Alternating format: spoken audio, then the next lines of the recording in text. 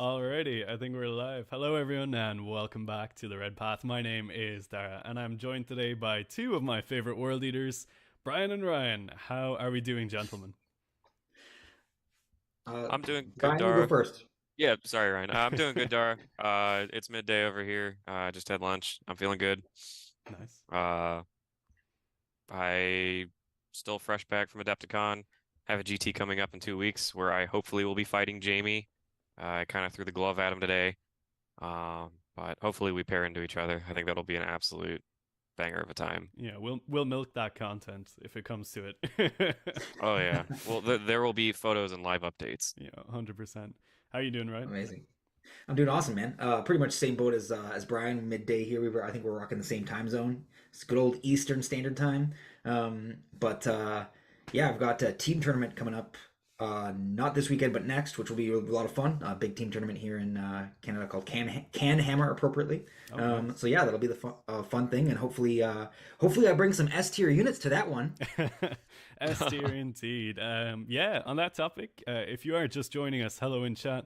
I see ZA saying Land Raider S tier is pure bait. We'll get to it. We'll get to it. We've got Don, we've got Warboss, we've got DJ Dumbass saying, how dare we malign the Helldrake. But yeah, it's gonna be a good one. Yeah, we're gonna go through this tier list, and I suppose to kind of caveat it at the beginning, the point of this tier list is to evaluate the units in the World Eater Index as they are in the competitive scene right now, particularly pertaining to the singles environment. This isn't really intended for teams. It's more like how competitively viable are our individual units in the tournament singles environment. So I think it's going to be pretty fun. Hello to everyone tuning in as well. Great to see some people popping into the chat. Anyone going to be at London GT? I will not be there this year. I'm going to be at No Retreat that same weekend. Brian, you were talking about coming over to London. How's that looking right now? There's a pretty good chance I go. Yeah, Well, look, it happens to be like on my birthday, so I have an excuse to turn that into a vacation to go visit England. So nice. there's a good chance. I got a few buddies going too. My no, I got the sisters player I was on stream with, Scott. He's going, so I was thinking about going along with him. Sweet. Ryan, you gonna hit up the LGT this year, you think? I would absolutely love to.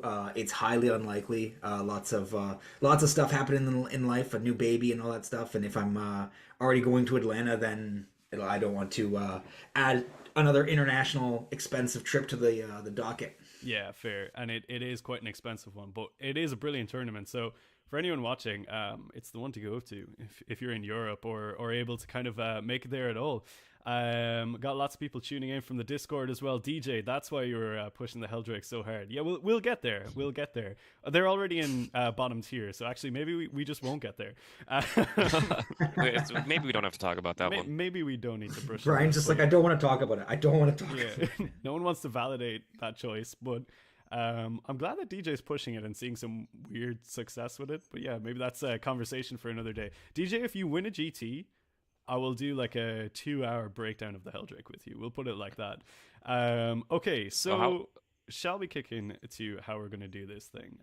I think the idea is that we'll probably go through it unit by unit and sort them into their respective tiers. So we've got the S tier auto take, A as the strong choice. Have we skipped B? oh yeah, I guess we did. My bad. B is not I quite strong. swear. Nice. Then we've got C, which is bad and you should feel bad, named by Brian. And then we've got Yep. F. We can leave it Send at F all for the hate mail Helldrake. to Brian. Yeah, send all hate mail after this stream to Brian. We'll do it like that. Um, so yeah, it's going to be an interesting one. We'll talk about the units as we sort them in, and then we'll do a review at the end and see if we want to change any things around. Now, I think it's going to be an interesting one. We probably have a couple of different opinions based on how we like to play the game. So we might have some conflict, so to speak, some drama. I mean, Um, content. yeah, It wouldn't exactly. be It's a not World conflict; Eaters it's content. episode without conflict. Amazing. Okay, cool. So why don't we kick it off? Who do we have first? Is it Angron? It would Uh, be Angron. A for yeah. Angron. A for Uh, Angron. But where is he going? S No, tier. no, no, Come no, no. on now. Come I on, meant A man. is in his name. A. We're starting off alphabetically. Okay.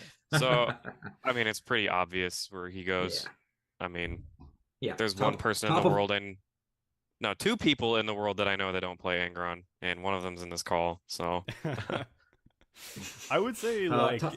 even though like I personally am running Angron, I think it's fair to say he's still an S tier auto take for like, we have to consider this from, we'll say, the majority standpoint, right? No, like, cute picks or like cool niche ideas like, me running non-gron or whatever. That's a choice, but it's like, it's a bad choice, right? If you were to purely evaluate it from like a competitive standpoint, it is a bad choice.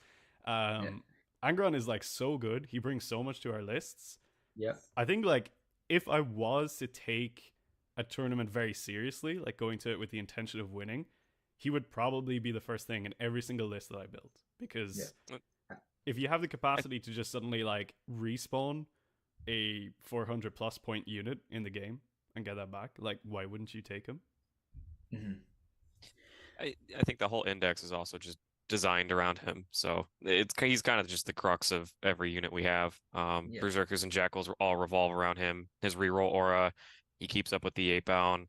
The 8-bound even make him reroll his ones to wound onto, or when he's wounding on twos.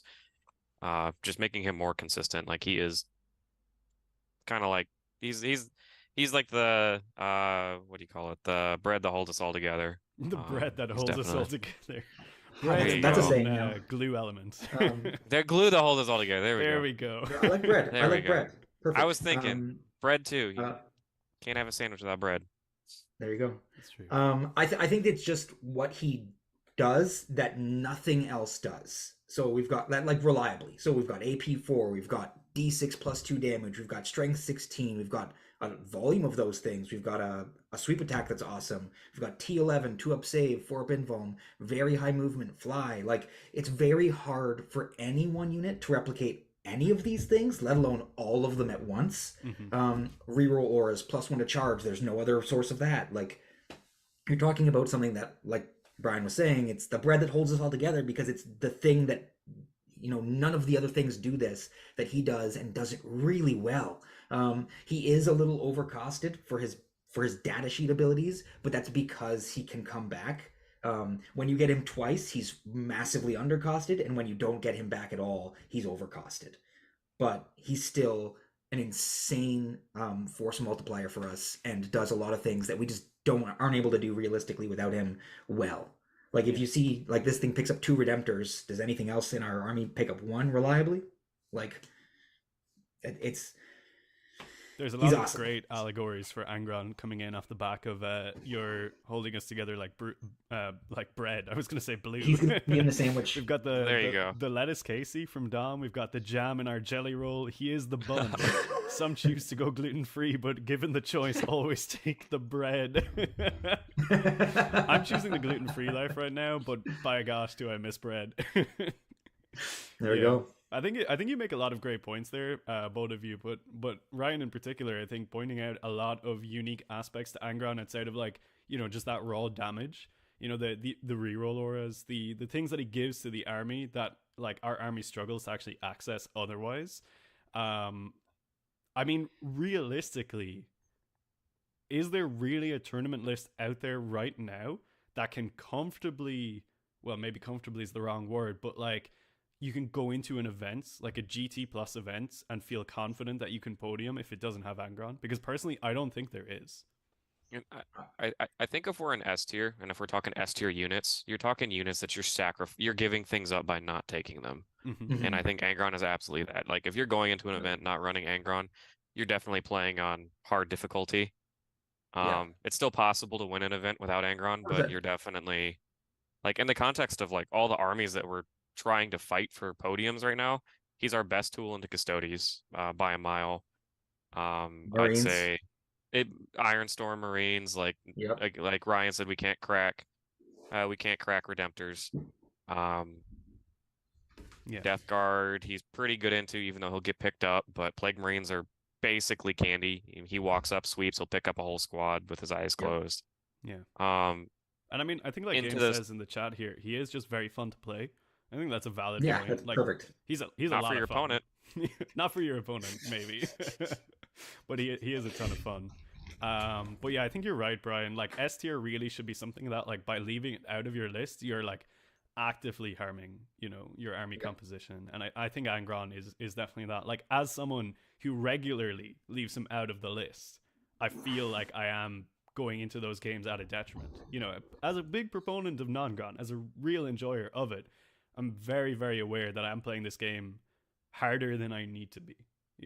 So if you're looking at it from a purely competitive standpoint, I'm going to an event, I want to do as good as I can. Angron is an S tier unit. Yeah. Cool.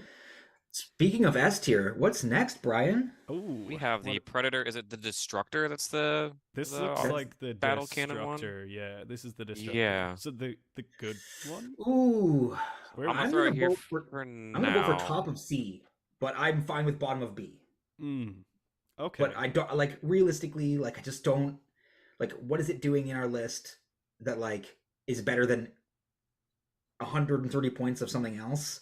I really think that it's probably a top of C where you're just like not gonna see it, even though it's not a bad data sheet for its points. But I'd love to hear your guys' thoughts. I think my view on this is, since we're talking about this in the current meta, the Pred Destructor does bring something to the table in the Custodes game in the form of like a gun that gets better when it shoots at infantry and is flat 3 damage. So Yeah. if we're looking at something that's like, I want to bait out the Feel No Pain, which is like a big part of the Custodes game, I value it for that. But at the same time, it's only a little bit cheaper than a Forge Fiend. So I probably just want to find the points for the Forge Fiend here. That said, Probably. like, I think it has got value. Its guns are decent. It's got a Yep. tank shot capacity, which is always nice. It's got decent range. But ultimately, I think for a little bit higher cost, you just get the Forge Fiend, which is just objectively better in every matchup, right? I will devil's advocate you a little bit and say that this also has the las cannons as well, which just add a whole new dimension to what we're able to crack, even though they're not reliable. Yeah. Having las cannons just gets in someone's head and says, I can't put this vehicle here, otherwise you get 2 las cannon shots and could just kill my vehicle. That's true. So, yeah, I think that's fair. If you forced me to run a Predator right now, I would probably be Team Strat Reserve. I would definitely throw one of in a Strat Reserve and want to pop it out to like harass some Wardens on an objective, maybe pick up a Scout Squad. That's ideally what I'd be wanting to do with it.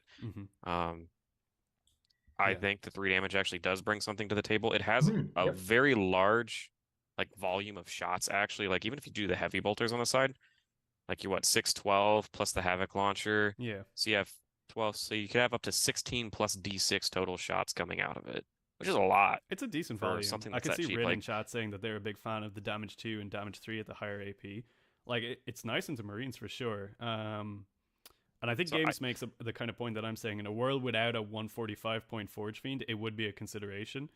And I think that's kind of where I sit with it. I would probably fall in the same camp as Ryan, like bottom of B, top of C, in my opinion. Yep. I'm pretty firmly in the camp of bottom of B. Like I don't think it's I'm quite. fine with that. You're not 100%. throwing. Yeah. You're not throwing by It's very bringing much it. like if You I shouldn't see it, feel I'm bad like- if you take it. You should feel a little bit bad, but you're Spoiler not alert, really it's- throwing Feel a little either. bit of You should feel bad about bringing its cousin though. Yeah, well, but we'll talk Oh, about we'll for get sure. there when we get We'll there. get there. Yeah. Okay, cool. So we've got Berserkers next, right? Ooh, that's a big A for me. That's a big A for me. That's Big A. very. I don't know where on A. We'll I guess right now it's obviously the top of A, but I think that's it's such an underrated unit, because I think they just do like the attack volume is severely underrated. Like that just does so much damage into so many hard things that we have trouble with otherwise. Like Catan, they do more damage than anything else, even without a leader, to Catan than anything in our army. Like just 10 of them with +1 to wound and some reroll auras, and they're just like, that's a boatload of damage. So, and considering how popular Necrons are, I think that's pretty awesome. They solve quite a bit of problems, and they're our only source of high OC that's viable. They are in my like opinion, basically I guess. our only source. I think they're of, like, only source of OC. OC2, Yeah. outside of Yeah, random like- characters. I'm curious to see So, what chat like- thinks about these guys. Like, so send in your rating for the Zerks, because I feel like this is going to be a topical one. But yeah, I kind of see where you're coming from, Ryan. What do you think, Brian? Where are you falling with these Zerks? I'm not as optimistic about the Berserkers, honestly. You don't really see that much success from lists running more than 10 to 15 Berserkers. Like you're not seeing people out there running 30 Berserkers and really like doing super, super well with them. I know Dara just ran into 60 Berserkers, Just wait. but Yeah, just wait. My next list has like 40 something, I think. they they are a tool that does something that nothing in our army can do, and I do acknowledge that. But they're one of the more overcosted units in our codex or our index. I'm hoping to see them drop in the future in points. Um, they do crap out a lot of attacks, and I'll give them that. And Blood Surge, when done right, is just a complete. It locks down just an area of the board completely. Like your opponent just doesn't want to interact with it, and Yeah. if they do, like I've been in several situations where they're like, "Oh, if you roll the 5, like then I guess you win." And I was like, "Oh, I rolled a 5. I Blood Surge into you. Now you can't shoot me anymore because they wanted to shoot me twice." Um, my thing is they're just a transport unit for the characters. They're extra wounds for the characters at the end of the day. Khorne, um, that's where the Berserkers are mainly getting their power is from the characters doing at least 50% of the heavy You lifting. might say they're the bread that holds the characters together, Yep, right? yep. So I would like to see them be better in their next iteration. I do firmly think that they're probably the weakest they've been in like the past 4 iterations we've seen them. Oh yeah, they've slowly Um, like slid down the power level from like strength 8 Ninth reliably edition was killing pretty knights. strong. Yeah. Yeah.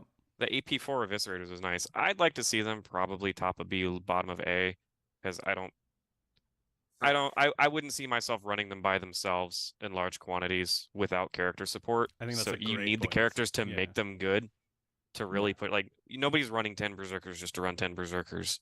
Yeah. that's fair. I still think top of A because they are like very few lists have none of them. Um, very few lists have none of them, and that's for a variety of reasons. But I think that they're like a very strong choice in any meta competitive list to at least take one unit of 10.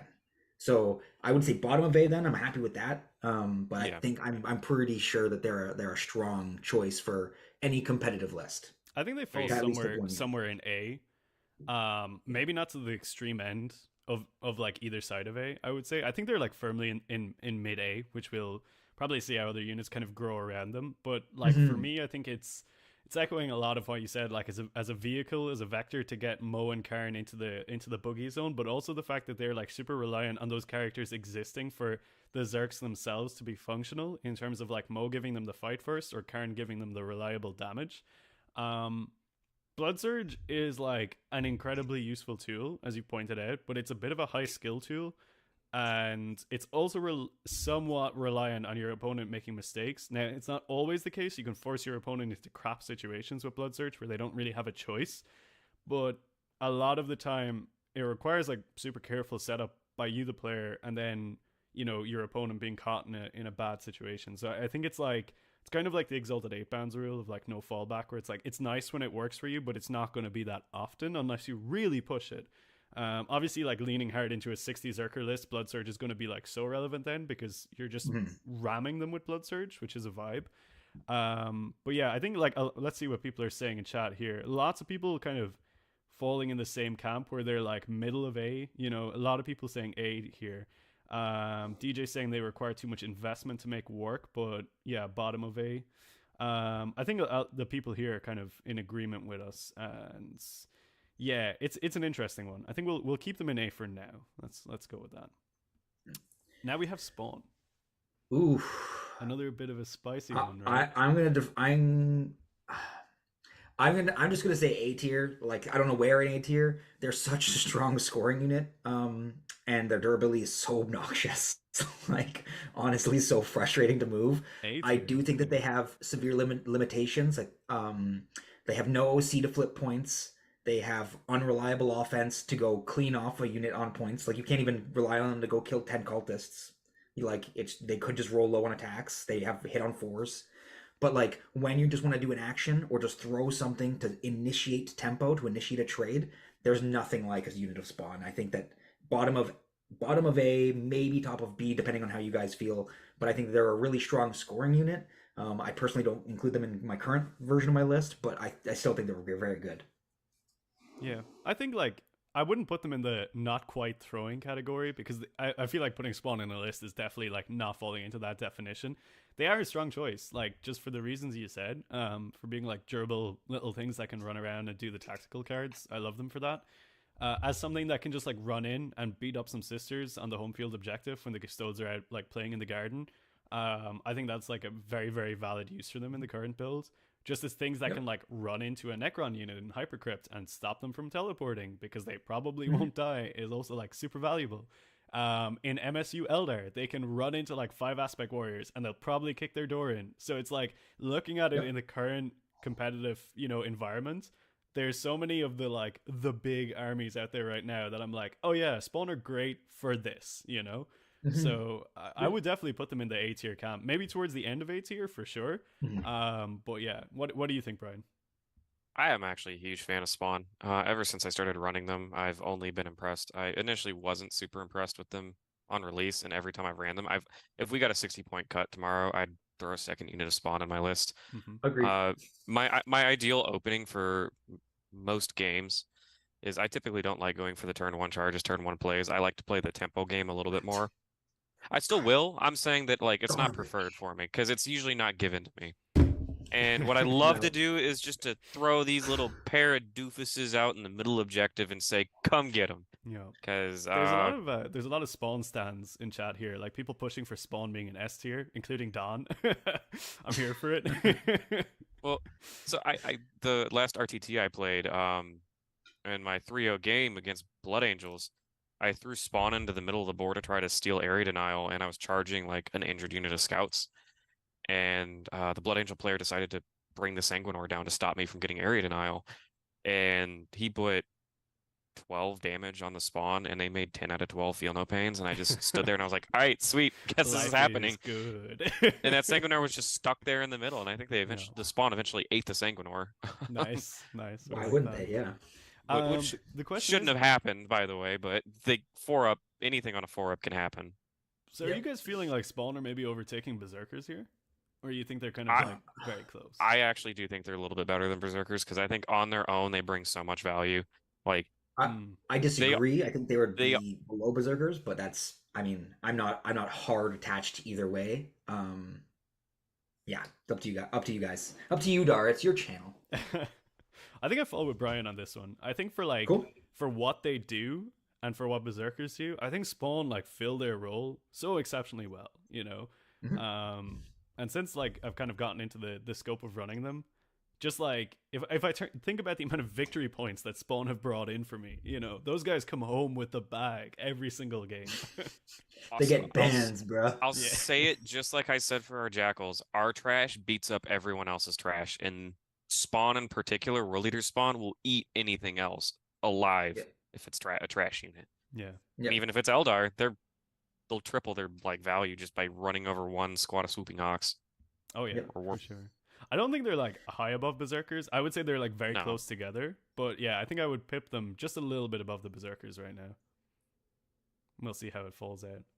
I Um, think just a little bit of tweaking from GW Berserkers would slide above them. oh yeah, Yeah. like genuinely like a strat, 1 CP, extra AP, money. Oh You my know. extra AP. I honestly am concerned that that's just broken. Like 48 attacks at AP2. That's just like full rerolls to hit, reroll your wounds, Have you sustain heard of a sixes. I'm just like, sanguinary what are you not priest? killing? Yeah. Yeah, What have do you you heard of a sanguinary priest attached to not on assault intercessors? This isn't a new not thing. on that? Yeah, Like it's And kind garbage. looking at you, Um, Berserker Surgeon, save me. of save me. Uh, bring the heat, bring the heat. all right, Um, we got some princes. Yeah, we're on a run of spice units right here. We've got the back to back demon princes. We're starting with All right, wings, right? Yeah, let's we're do starting it. with wings. Cool. Um, Brian, this one's on you. You're the wing. Oh no, wait. Are you the wing no, specialist? Right now? I mean, I like trying both of them. I've Mhm. been kind of alternating between the two of them. I think it's also safe to say if you're taking a priest, or a prince, you're also paying for helm. I think that will heavily impact your opinion of how your prince performs in I games. If think you're so. taking it without helm, you're probably going to be disappointed. If you're taking it with helm, you'll probably be satisfied. For the winged prince, it has its role. I don't think it's better than the footprints, but because it's worth talking about the two of them because they're both pretty much the same points cost. They're going to fight for the same spot in the list.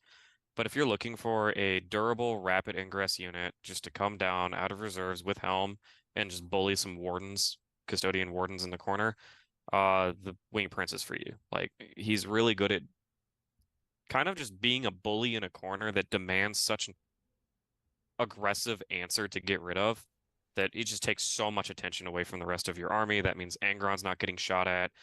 Usually that's the spot I find myself in is with either the princes.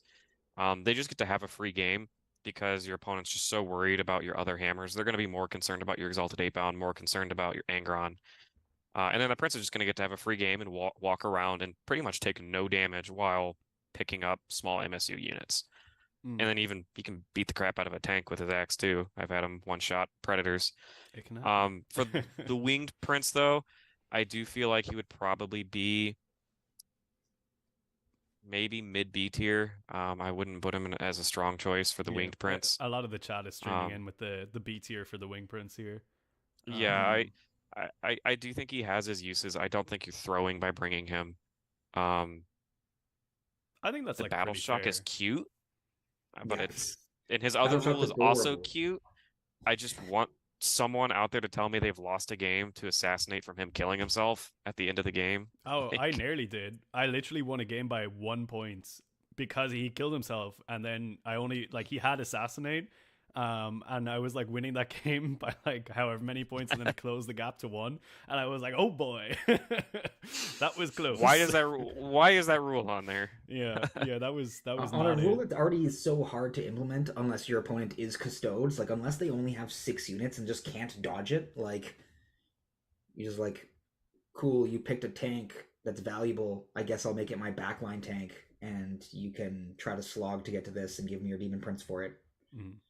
It's- Yeah. It like if you're adding Helm to it, it's a 220 point bully unit that has 7 attacks, and I'm just like, And again, I think a lot of our code or our index units are a little overpriced. I think the princes could use like a 20-point I drop. feel like in Yeah. my opinion, the princes are like one of the most overcosted units. Like both of them. absolutely. I'd agree though. B tier is where both princes belong. You can absolutely make them work. I just think that you're sacrificing more than you probably should to bring them. Like depending on the I wouldn't scenario. I wouldn't agree there. I think like the I wing wouldn't prince either. is like B tier, and I think the foot prince is like bottom of A. I would say That T9 to T10 breaking point is It's actually huge. quite huge. Massive. There's Yeah. a lot of meltas in this meta. There's a lot of strength 9 in this meta. Being able to say And strength congrats, 5. now wounding on 5s. Yeah, also strength 5 is everywhere too. Blood Angel's Power Fists are strength 10, wounding on 4s versus 3s now. I think the Footprints has a little bit more play. The 4-up invuln I've actually been getting a lot of use out of too. I'm just gonna say that it's just like a whole head better than the Wing Prince because its abilities are relevant. Oh yeah. Both of The them. devastating wounds and the invuln are very relevant Absolutely. versus the Winged Prince are like maybe relevant to every other game. You're gonna see the Battle Shock do something, if that. Yeah. Also, one of the detractors I had from the Wing Princes, I ran both princes very early on. I was very excited about them. They're a lot of fun. Every single target that I could think about probably putting a winged prince into, unless it had rerolls, 3 exalted were just better for cheaper. They're more offensively, like no, they're not as defensive, but they kill anything. Like that's the math is just there that they do more damage even against 3 wound targets. They'll just put out more saves and kill more models.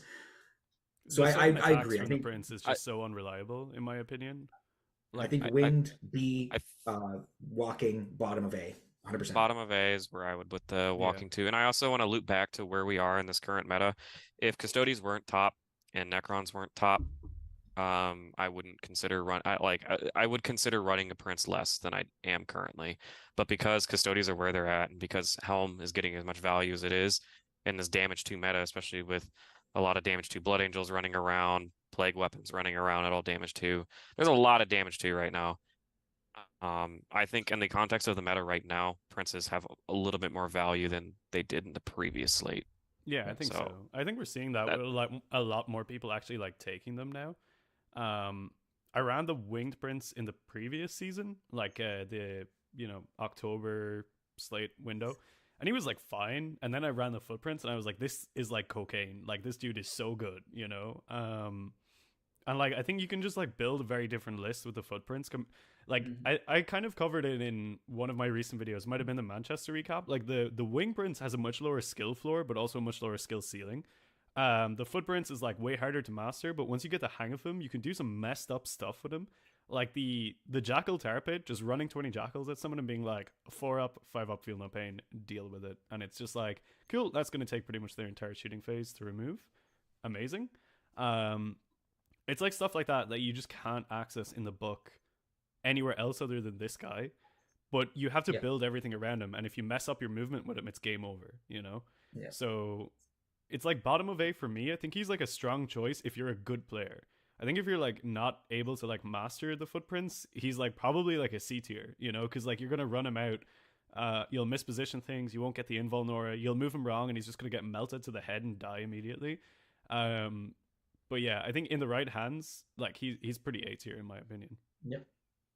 Um, yeah, my personal belief is probably he's top of B, but like I'm fine with bottom of A as well. Yeah, like it just there's they're just a lot of points, like a 225 points for Oh him. yeah, our whole And index is overcosted by everything is 10%. overcosted, right? So I think that's because our rules are bonkers, but yeah, we I'm have happy with where they are now we have in our I think I'm comfortable saying like we have so few physical indexes and they don't really overlap in roles that much Yeah. that we kind of get forced to take what we have to take. That's kind of like when they're like, "Hey, you guys are running too many 8-bound. Let's nerf 8-bound." Well, we're still running the same number, if not more. So, Yeah, Razorake wants to know. Prince with helm is great. Demon Prince without the helm, C tier. I think that's fair. yeah, Like probably both of them both of C them. tier without the Like helm. I'd probably put the Wing Prince and Helldrake tier at that point. Yeah, probably. Yeah. I don't think that far, but I think C tier for sure. Would be a good. I ran him without helm. Like I ran footprints with helm, and the wing prince had favored, and that was my original favored caddy. And he was my deep strike ingress threat with favored. He'd stay out the board, get favored going, and then come down and just harass backline stuff.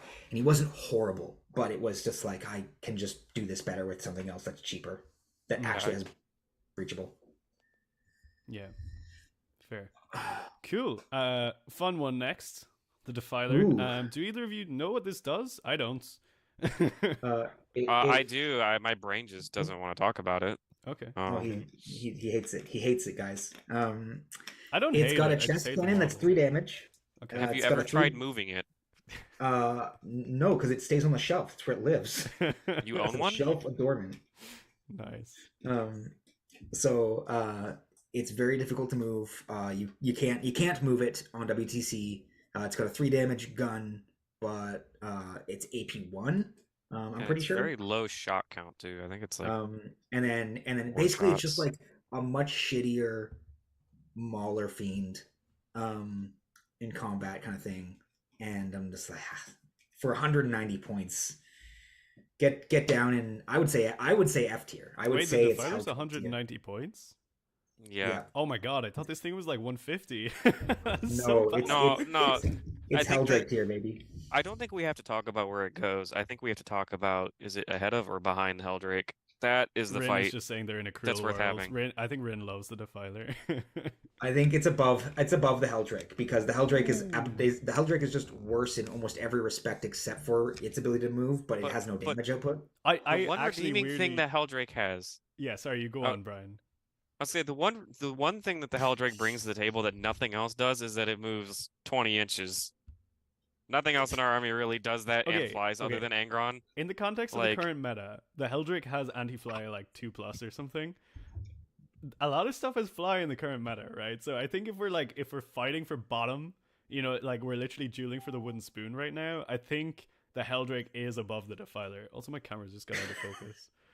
Like the world doesn't want to know the truth. It's taken me out. Yeah, I think as much as we bash the Helldrake, like there is 1 out of 100 games where it could actually do something. I think the Defiler is gonna struggle to find that 1 out of 100 game more. I don't know. I think the Defiler is probably not horrendous into Custodes, considering it's essentially just the Mauler Phoenix chassis with a bunch of damage 3 weapons. But it doesn't matter. Like Okay, it's Helldrake tier. We don't care. It This is matters the hill where we it is die in on. Heldrake tier. It matters to me. Coin flip it. No, I 2 out of 3 of us said it, so I'm gonna go with that. Perfect. okay. Cool. I don't care. Wait, what's chat saying Um, though? They're probably the ones that have the experience. They're hot. Don They're says the hot right Defiler now. is Don't not open difficult that. to move if you build it correctly. Don with the get Modeling for good. advantage. Rin Hear that, saying chat? with their Just- terrain, the Defiler is great. I would be worried about Rin's terrain if the Defiler is good. I'd be worried for the rest of the army. But what are those sacrifices that you're taking there? Yeah, it's good, but at what cost? DJ wants me to see the Heldrake light. I'm weirdly like seeing it because the more he talks about it in the Patreon competitive chat, the more I'm like, maybe I do like the Heldrake. And this happened to me before. Okay. I went to a tournament because someone wouldn't stop talking about the Heldrake, and it was like the worst thing I ever brought in any tournament ever. And I'm just like, maintain focus. Don't bring it again. But what point cost would you take it? The Heldrake? I think 140. Yeah. Yeah, I think 140. I 140. would It's probably... 215. Yeah, It's yeah. 215. Yeah, if it That's dropped like bonkers. 70 to 80 points, I would probably run one out if the meta was like had enough fly that I would actually have use out of it. You know what? Is maybe gun into all these dumbass double Stormraven lists because he just runs into them and wounds them on You twos. know? But he's like 2 damage and they're -1 damage, so actually he's not good. It's actually not even good there. Yep. Oh well. Oh well. Are we finally putting something in C tier here, lads? Maybe. What's this one? The We've last got cannon predator? The 3-shot last cannon predator. Yeah. You're paying 130 points for 3 last cannon shots. I think it's bad and you I'm should saying feel bad, but it's CTRs. probably not right down with the gutter, you know? I think there are things on this list that might end up. Actually, no. Now that I'm looking at the list, I'd probably say it's bottom of C. Yeah, I don't. Yeah, I think at the that moment. I think it's safe in C. I think that it. I don't think we need to even go over it too much. It's a triple las cannon predator. I mean, you can put heavy bolters on it, I guess. I but, think if like, we it's like talk about it I too think we much or put it in F tier, it's like a weird summon sign and like Jamie will just like appear to defend it. So like let's not let's not dive too deep Let's into it. I'll say it's everything the other Predator is, but a little worse. I hate las cannons. I really don't think they're that good. I think nope. models relying on las cannons will very often do nothing. Yeah, unless they have like, Exactly. you know, the facility to actually make those last cannons reliable, which we don't outside of Angron, and that's not a good facility for that. We are not I'm sorry, Jason, if you're listening. We are not a shooting army. Don't even try to use Angron as a shooting support piece. He won't God. try and use Angron God, you anyway, so it's invoked fine. him. The Predator Ooh, twin here's my blast favorite cannon part of is the strength episode. 14 according to Ronan. That is weird. It is strength 14. I think it's twin linked as well. It is twin linked, yeah, that's for sure. So like it's just like it's like a slightly reliable las cannon, but it's still d6 plus 1 damage. Yeah. Okay, I think we're fine with it in C So- tier. Cool. But my favorites are coming. Yeah, My here we favorites. go. Is this regular 8-bound up first? I can't tell from the I picture. think this is regular 8-bound up first because the dudes with the bare feet are the exalted. Ah, now I know. Yeah, Now their the I feet ones know. broke out without of the their toes. boots. They Yeah, the got ones keeping toes. They got toes. I honestly, I hate the toes so much. When I built my Exalted 8-bound, I just built them with shoes. I just kept the I built shoes them on. with boots too. I like that the piece on the kit looks like a slider, you know, because it's got like It's a little the bottom of flip-flop, the yeah. foot and then it's got the toe bit. And I just love the idea that they they just like slide into those boots, you know, when they're getting ready to go out for battle. They're like, nice. So moving on from that, I 8-bounds, 8-bound, S tier. S Yes. S in the current meta, I think. I Yes. am such a giant 8-bound stan. Everybody knows that. It's a joke at this point. I think they're probably the bottom of S. But maybe the top of A. Like I wouldn't be upset with either. Okay, hear me out. Hear me They're out. very I actually they're think very strong. 8-bound, regular 8-bound are a higher S tier than Angron because even in a non-Gron Angron, or even in a non-Gron list, you're taking the regular 8-bounds, you know? Like they're literally in every single list, even the ones that don't run Angron. They are there. Nah, I think yeah. Nah. Okay, boys, fine. Okay, I was gonna give, I think, a spicy take. Not that spicy. I don't think I can top that. Um, I think there's another S tier pick coming up here that is gonna influence what I have to say about 8-bound right now. And I think 8-bound brings something to the table that, like, if you choose to build your list in this specific way, that you won't get punished for. So, like, I'll just talk about it now. Like Lord Invocatus, I actually think there's a realm like I know Ryan and I were toying around the idea of playing a 20 Berserker list and bringing that back into the meta as a viable list. And while we were playing that, we're like, hey, do you actually need Invocatus in this list? And the answer is probably no. Nope. Because you're gonna Tell me probably be more. trimming back a little bit on Exalted 8-bound to bringing in more Berserkers and more transport support. And it's like, well, you still want to have that Alpha Strike capability, and 8-bound still allow you to do that. You're still scouting forward 6. You're still getting that forward threat range. So if you're bringing 2 to 3 squads of regular 8-bound, you're still threatening a turn 1 Alpha Strike with Angron and 3 squads of 8-bound. Like, that's still pretty substantial in a list that's not a heavy scout list. And I think 8-bound kind of pad that, like, they pad that loss from not bringing Invocatus. And what they bring with wound rerolls is invaluable. The damage 3 is invaluable. Yeah, I think in the don't know if they're current better meta, than that damage Angron. 3 is like so relevant. Like they are another fantastic answer to the Custodes game. Those little 3-man squads that like Ryan advocated for so hard that I actually ran them. They're like so good in the Elder MSU, like crazy good. They're a brilliant unit to run into like 5 Death Company and just body slam them, and you don't care that much if they're the ones that like die in the fight on death, because it's like, yeah, that was 2 CP for you and I still killed your unit. Right. Like in the Necron game, again, they kind of fulfill that spawn role of just running at stuff and tying them down. So like for me, they're definitely S tier right now, the regular 8-bound. 8-bound with +1 to wound will kill 95% of the data sheets out there that aren't like centerpiece models. And to Ryan's credit, in his own list, he had the option of running more Exalted 8-bound or regular 8-bound, and I think it's absolutely the correct choice to just stay on more regular 8-bound. I think so too. Yeah, for sure. Like I have eco war dogs all the time with just +1 to wound. You've got 5 attacks at the damage 3. You're hitting on 3s, wounding on 3s. And then, they need to fail 2 of those saves and take 6 damage. And then you've got 14 other attacks and they need to fail 3 more saves for the war dog to die. Okay. And if you have sustained hits up and you spike that hit roll, it feels so good. It feels good to spike that hit roll. It's wild. Like they're very strong offensively. They do, like you hit all the points, right? Like they do the rerolls. I also can't tell you enough how many times I've gotten full wound rerolls on Catan, Avatars, Giant Tanks, like Primarchs, like all the stuff that like, oh my god, it's so hard to crack. And then you just do like half damage to it with like a tank shock, a grenade, and like picked off a couple wounds in shooting, or like did an 8-bound activation first, and then your Berserker unit gets full rerolls to wound or Angron or whoever.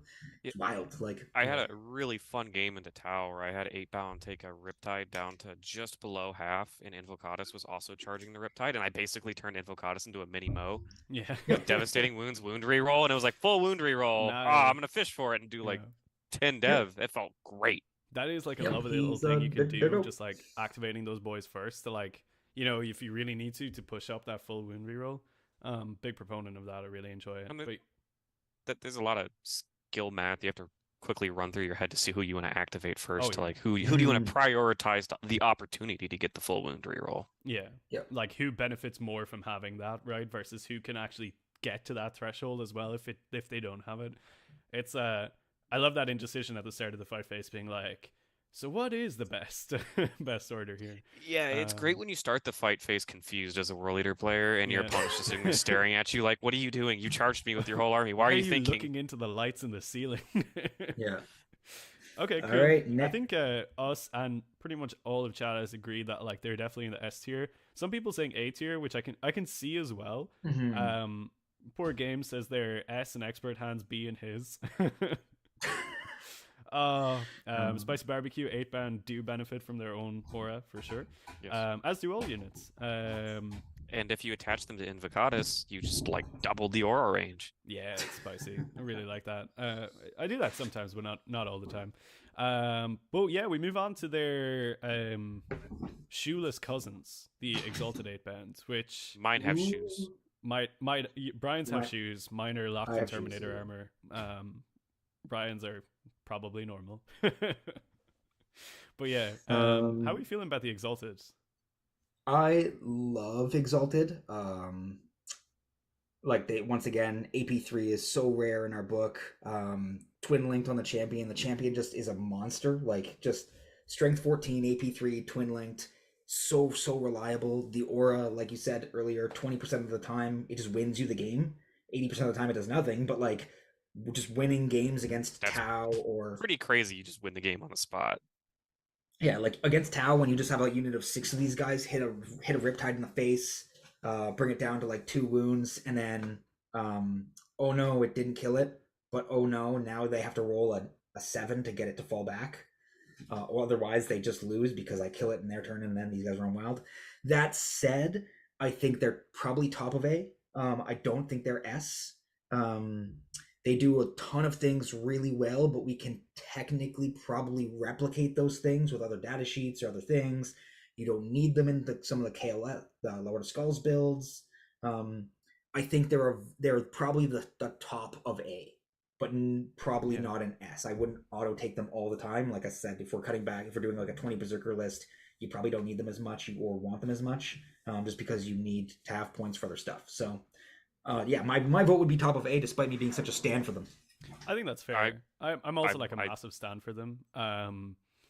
I think they're like great, but my kind of problem with not a problem, but like one of the failure points for them is like as such an expensive unit, if you misplay that unit, it punishes you so badly, or if you get caught out, with that unit.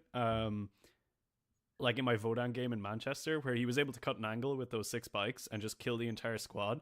That was like GG for me, right? I was just like, tough. okay, cool. I don't have any more Exalted in my list, and Votan with the low leadership, you really want them. And he was quite cognizant of the fact that like if he does not kill those Exalted, it's bad news bears. So those kind of failure points in those games where for me it feels like a lot of the time, sure, the Exalted can win you a game, but they can also lose you a game if you mess up with them, right? So that for me means they're not like S tier, but they're definitely top of A because they bring that sweet strength 15, the capacity to have a single dice roll flip the entire game, and speed. Who doesn't love speed? Actually, you know what? That's a good point. My whole thing with like a good combat unit, or what I define it as, is like it normally has 2 of 3 things. It's like speed, durability, or killing power. But Exalted 8-Band have all 3. So I'm kind of just like, yeah, cool. Those guys rock. So they're like definitely top of the A for me. But because of their points cost, they're not an S. And I think it's also worth mentioning that the Exalted 8-Bound and the footprints are like peas in a pod. I think you don't take the footprints unless you have a 6-man Exalted 8-Pound squad at a minimum. Yep. Yeah, 100%. Also, if you're just joining us, hello and welcome to the Red Pat. We got 73 people watching right now, which is pretty awesome. Disflux wants to know, is 633 the correct way to run Exalted? I don't think there's like necessarily an exact formula. I would say 6 and 3 or just 6. I do 6 and none. I do 6 and then 3 and 3 of regular 8-Pound. Yeah, I'm 6, 3, 3, 3 of regulars. I do 6 exalted and then 3 exalted and then 2 times 3 regular. I wouldn't see a problem with doing 6-3-3. Like there's like Dara just said there, like it's like the perfect combat unit trifecta. Yeah. I don't think that you're hamstringing yourself by doing that. I personally don't, because I would rather have other toolbox units. But there's nothing wrong with running someone over with Exalted 8-Pound. Yeah, I mean, my previous iteration of my Manchester list was 12 Exalted 8-Pounds, and it was like 6 and 6 castled around the Demon Prince. That was a vibe, let me tell you. It was fun. I think most things that you'd be throwing the 3-man Exalted 8-Pound into to kill, other things can probably also kill it for cheaper. Yeah. I think a regular 8-Pound squad can probably do it too, for most things, not all things. Yeah. With a little bit of help, and they're just so expensive. Usually you're never trading up when you're throwing a 3-man Exalted 8-Pound into something to kill it. It's usually just even at best. They're great for tying stuff up with the fallback. Like if you just want to throw them in a towel and say have fun, here's just like take 3 checks and maybe I gotcha. Yeah. They are probably our best rapid ingress target. I was gonna Just say, as a 3-man. Absolutely. yeah, the That's 3-man why is, they're on my list. yeah. As a 3-man, they are our best rapid ingress. But if you're not planning on rapid ingressing them, maybe consider bringing regular 8-bound or something else, is what I would say. Yeah, awesome. So I think we're comfortable with top of A. Yep. Pipping out the spawn just about. Okay, what's in the pipe? Mr. There we Maulerfiend go. himself. Okay, this Mr. one's gonna be. I Maulerfiend feel like this is himself. gonna be problematic because there's gonna be people in chat that are like hyper passionate about this and may not agree with our opinion. Well, my opinion. We'll let Brian start it off because he's the Stan. This is his baby. As the self-appointed king of the Mauler Fiends, I probably can't claim that now. I didn't do the dream list yet, so Mikey. I think yeah, Mikey should be I think here. Mike as the king of the Muller Fiends.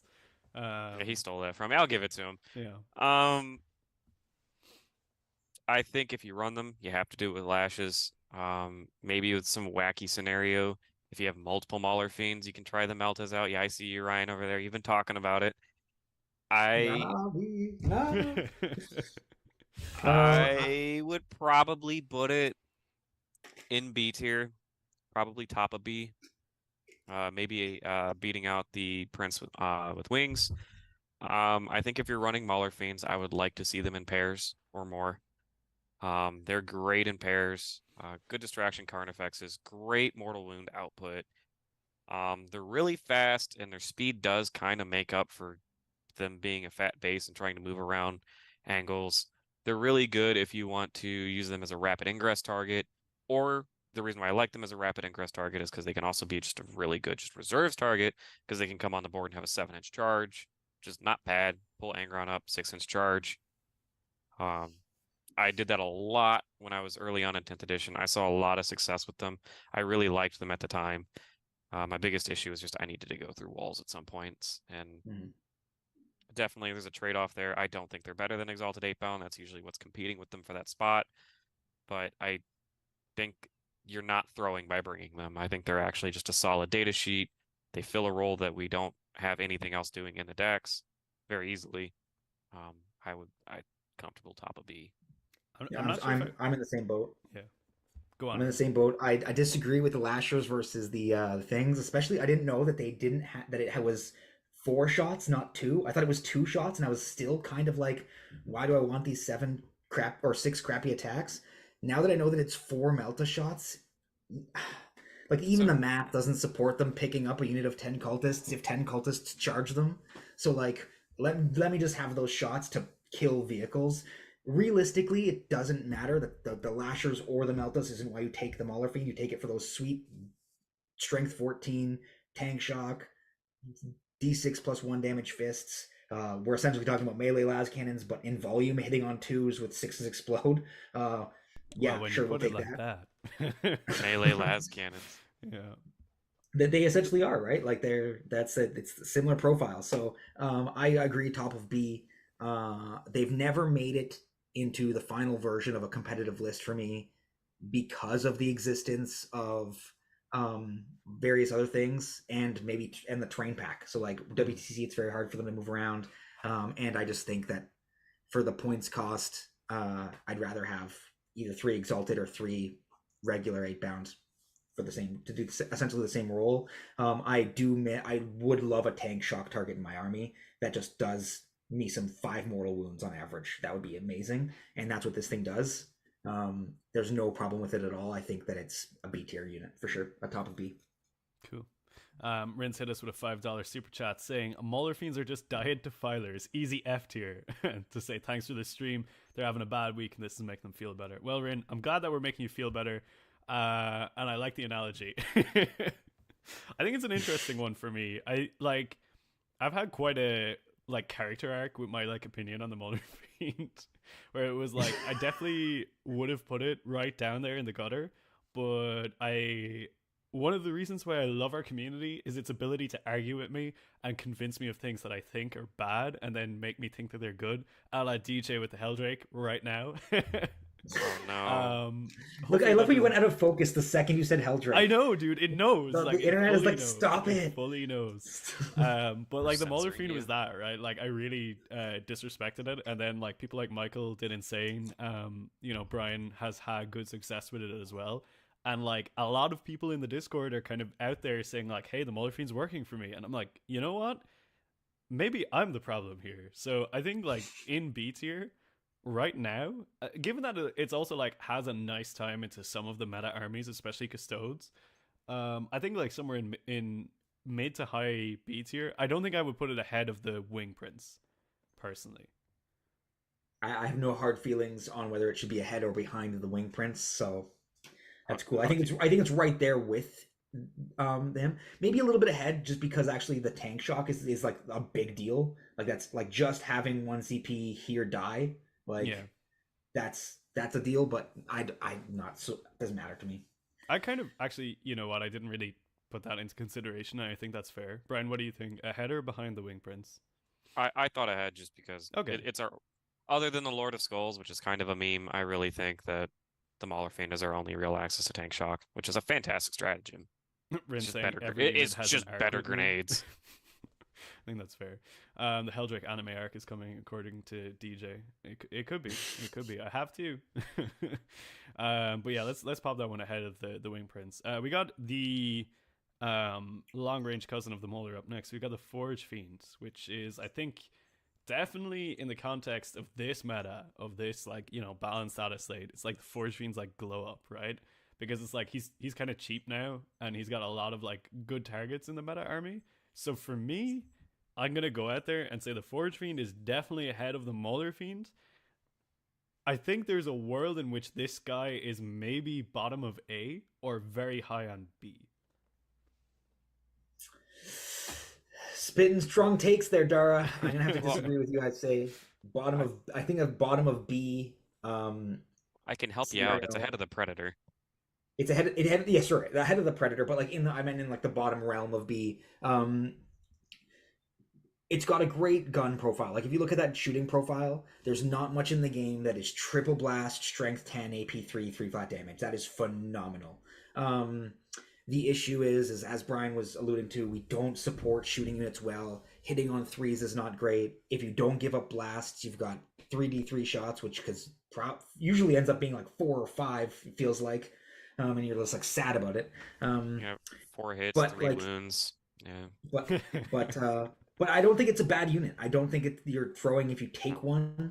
I think that there's better things that you can do with it. Like they're the exact same points as 3/8 bound who are S tier. I was like, what? Like who also have 3 damage, strength 10, and also 14 strength 6, AP 2 damage, and they yeet themselves through walls so you can't hide from them. Like I think that like it's not a bad unit. It's just competing um with like you want to reach out and touch something. We've got stuff that reaches out and touches everything. So I would put it in B. If you want to take a shooting unit, that's probably the one that you take. Yeah, like But Ronan has you just don't. said, not that being the best world leader shooting unit is a high bar, but B for the under the Molar Fiend makes sense, which I think is like Yeah.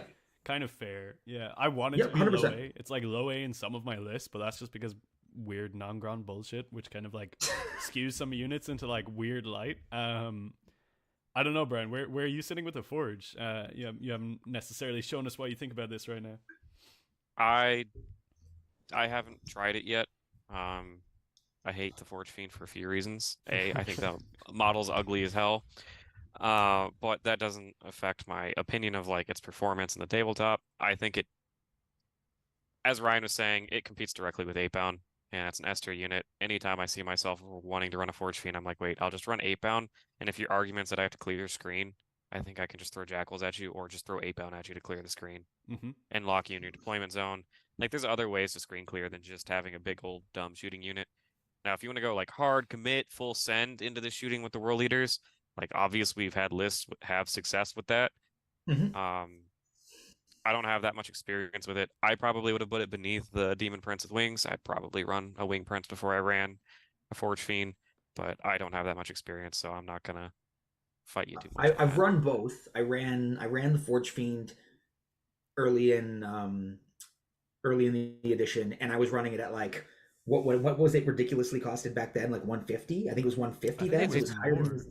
And they price hiked it. No, it was more because they price hiked Yeah, it no, because it was 150 and then it was 170 and now it's it 135. yeah, it died for the sins of Chaos Space Marines. Like, Exactly. yeah. They But it never was everybody's did. like, They 150 didn't add originally when I was Deathwing to playing it. it. I remember when that slate came out, and I was like, has anybody even played this? Why is it going up? Like, did anybody actually touch this before Yeah. it went Yeah. up?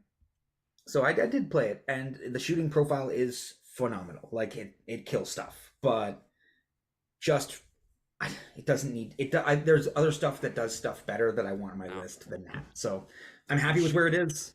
I would say it's over a Wing Prince just because the points cost. You're sacrificing significantly less of your list to bring that luxury than you are the luxury of bringing a Wing Prince. Now, there is merit to it because the Forge Fiend does, it's kind of cute, but the Forge Fiend does not say after it's done shooting, pick one thing to Battle Shock. It's Yeah. whatever you hit. Like, Yep. it's different than every other iteration of that, of how that's worded. Like, I know there's a big uproar about 3 different custodes lists the taking Barb battle Gaunts. shock. Yeah, where you try to Battle Shock 3 different custode units, and that could Yeah. impact, like, okay, now you cannot fight first here. Yeah. Great. Perfect. It's cute. I don't know if that's actually good because that sounds like you're just maybe killing one custode Like, per okay, unit, at what if point that. are we just like blinkered so hard on how kill custodes when the three of us specifically don't really have a problem with beating custodes anyway? You know, like, Yeah. all right, guys, So we need to stop. I want being my like, custodian. No, my custodian's opponent is not allowed to have a good time. I Oh just have yeah, to crater for them sure, even harder. for sure. I have to tech um them. Oh, Aiden's joining Um, us, wondering where the Jackal tier is. It's coming up. I feel like it's Jackals coming up. are going to be. whew. Okay, right. But I first we think have Helbert here. We're spending so so long on a gun unit in a World Eaters tier list. well, let's go to another gun unit. Another gun, Kinda. unit. Kinda, and Oh no. I think that says it all. Is it's like a question mark. Gun unit question mark, melee unit question mark. I don't really think Ever it's good unit either. question mark. Ever gonna get there? Question mark. Yeah. For real. Hey, for he's real. waddling away. Yeah. Okay. I've never ran one. I don't intend to ever run one. I've run them a few times this edition, so Oh, I think I there can you go. chime You in start on us off. Okay. I think they're like super cute. Like they're they have like weird merit in no, stop it. um there's like times that they can work in like weird skew, right? But it's like you're sort of building it's awful because you almost have to build a list around the Hellbrute, which is like definitely not how it should be. It should be like this kind of like nice little little piece that you slot in at the end, and it's like, oh, that'll walk around and do some stuff like it has been in previous editions. But it's not that now. It's just like this weird mishmash of rules and guns and melee weapons, and it's like a very confused unit that doesn't know what it wants to do when it actually hits the table. But sometimes it pops off, and you'll just be like, oh, and he'll kind of like look up at you surprised, being like, are you proud of me? And I will be like, still no, but also that was nice. So I think I would put it in like it's bad, and you definitely should feel bad, but also the guy who like topped the RMO with World Leaders had 2 of them in the list. So maybe there's some magic that I don't know about. Look, but I think for the average person, when you charge a rhino that is injured and it's next to 5 other rhinos that are also injured, it will just walk through all of them in one turn. But I think that will happen to everybody once in their life. Yeah. And that's it. Yeah. I mean, like Ronan says, the problem with Hellbrutes is they don't know what they're doing, which I think kind of highlights what I was just saying. And Aiden from Discussing the Resilient saying it's just a worse Death Company Dreadnought, which is like true, you know? Like the Death Company Dreadnought is the same, just better. So I think for me, it's like, is it below the Predator Annihilator? Probably not. Above. I don't think so. Above. I don't think so. Just because you can actually rapid ingress this thing and kill 2 units and then just have it die, and that's fine, and that'd be fine. Yeah. The Predator is never going to do that in its life. It's gonna maybe not even kill 1 unit. Whereas this thing, you can absolute rapid ingress, double flamer, double fist, pray, and do some stuff. It's still C tier. It's horrible. It struggles in so many different areas: durability, movement, reliability offensively.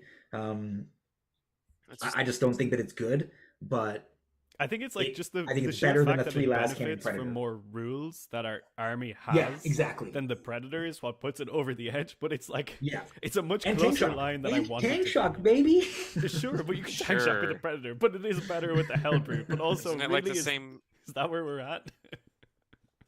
It's the same tank shock as the Mauler Fiend. This is the second time we've gotten to like the fucking drag units, and we're like arguing over like which one of them pips the other one This is out. what the people are here for. Jason is specifically here for Yeah. Terminators chat? and Hellbrutes. Yeah, 'Cause Jason has put we're the getting Hellbrute to it. Naturally, Jason has put the Hellbrute at B tier, which no one is surprised about.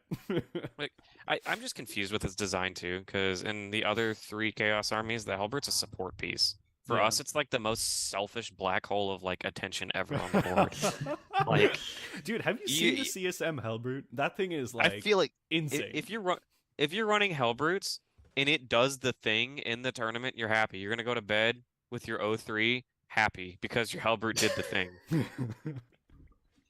You've gone 0-5. That's why you're there, is to see you're just there Send to all hate mail to Brian. Jason, you can DM him after this, okay? Don't DM me. No, he's just already Oh, changing God. my name in the Discord to something else. I'm sure. Okay, I think we're good with the Hellbrute there. Let's park him there. We can revise him afterwards if we suddenly my feel buddy. different. Do you want to put him straight- lower, Ryan? Is that what you're arguing? No, my buddy, my buddy Avocado's coming. Oh, okay. No, so- I was thinking, I would have put the Hellbrute behind the Predator, but I'm also not going to fight for that one. I'm not going to die on that hill. Yeah, is that really but- the hill you want to die on in this tier list? No, he's waiting for something else. Don't you worry. Ooh, yeah, the pipe is looking strong. Okay, Invo, Avocado, whatever you want to call it. Straight to the top. Yeah, straight to the top. Yeah, probably. Ryan, you're He's hesitating. like the better footprints in that you're only really taking him for moving infantry that don't have scout, and the only infantry that don't have scout that you really want to take that probably aren't in a rhino is Exalted 8-bound. So he's paired with Exalted 8-bound and he's better with them. But otherwise he's a 140 point gives up assassinate scout unit that is kind of like 8-bound. Offensive scout unit that moves fast, hits hard, does thing, but he doesn't really have any support rules after the scout. Now, not that the scout isn't amazing, but I'd be fine with bottom of S or top of A with Exalted, maybe below Exalted. Yeah, I mean, but I don't know. For me, sorry, Brian, go on. Yeah. No, you go ahead. You go ahead, Dara. Okay, for me, it's like I agree to a point, but like in my opinion, there's like a ton of value in scouting jackals, and if you are running Terminators, not that I advocate for it, but like there's people in chat who do. They're like he's super necessary for Terminators, like otherwise they just fall apart. Because as I learned, you can scout into a Land Raider, which is funny, but whatever about that. The things you can do with the jackals with him are like seriously good. So I really like that as well. So I don't think it's just like specifically locked to the Exalted, but you are right in the sense of like things that you want to move fast are kind of already doing that anyway. I was in the camp of like having 5 Berserkers loose as just like a nice little scout target to run into a screen and then threaten Blood Surge afterwards.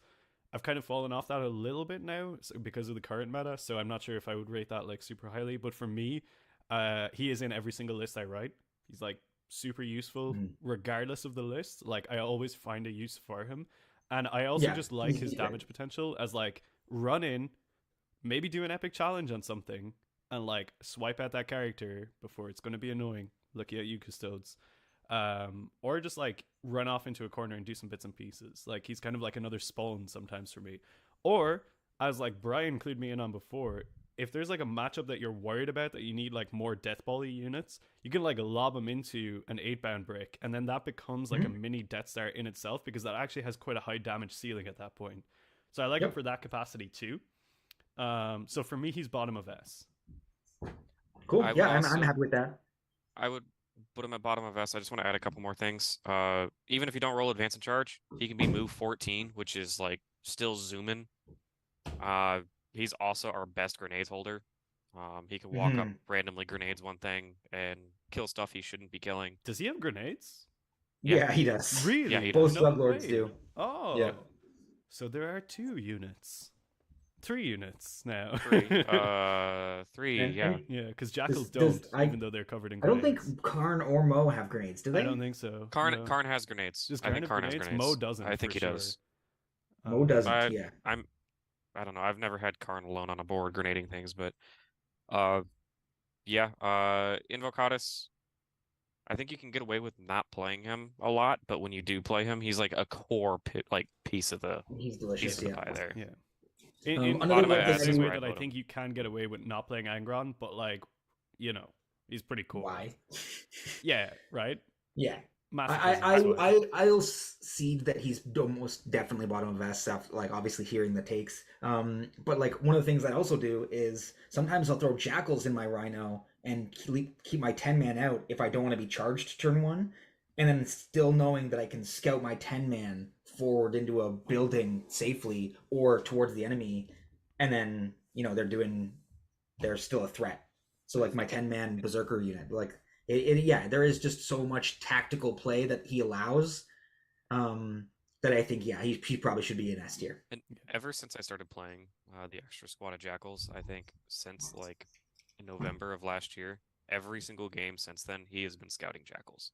Mhm. Every single game, Mhm. whether it's just to like passively get over to the objective quicker or like unlock being able to do a secondary turn 1 that you normally wouldn't be able to do behind enemy lines or something, like you can still get that with jackals just jogging hell of a across the drug. board to go And murder some. It only gets better when you run 20. Nurglings. And then Kill the I have Nurglings. definitely like spaced those jackals out 20 inches and been like, you are movement blocked in your deployment zone.